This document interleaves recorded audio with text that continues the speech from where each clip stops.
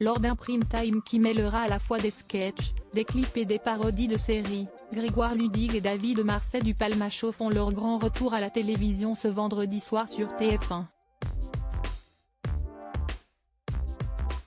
De nombreux invités sont présents pour animer cette soirée, dont le célèbre acteur Benoît Poelvoorde. L'occasion de se pencher sur ce dernier, et notamment sur sa vie amoureuse. Pour rappel, après un mariage d'une vingtaine d'années avec une certaine Coralie, il a vécu une idylle avec l'actrice et chanteuse Chiara Mastroianni.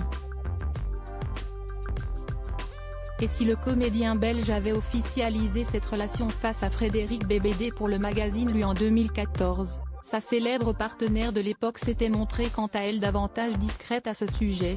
Quelques mois auparavant dans les pages de Madame Figaro, « Je ne parle pas de ces choses-là.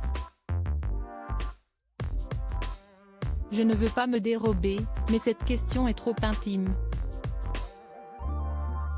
À noter que quelques années plus tôt, Siesti avec une autre célébrité qu'elle partageait sa vie, à savoir le chanteur Benjamin Biolay. Ils ont été mariés de 2002 à 2009. J'étais fou amoureuse ensemble, ils ont une fille, Anna, née en 2003.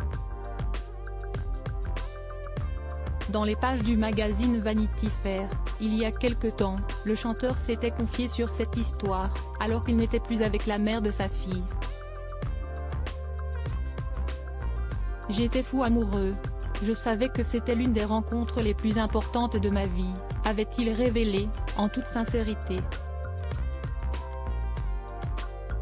Quant à Chiara Mastroianni, Siesti dans les pages d'elle qu'elle évoquait ce sujet, je dis pour blaguer qu'on s'entend mieux maintenant qu'avant. On a eu une super relation, Siesti ivrerait. Siesti le fruit d'une volonté, parce qu'on a un enfant ensemble. Je n'ai jamais connu mes parents ensemble, mais ils ont toujours fait en sorte de se voir en tant qu'amis pour moi. Cela fait donc un point en commun, entre Benoît Poelvoorde et Benjamin Biolay. Précisons que les deux hommes n'ont jamais réellement partagé de projet en commun, si ce n'est sur le film Et j'aime à la fureur en 2021, dans lequel le premier apparaît à l'écran et le second compose la bande originale.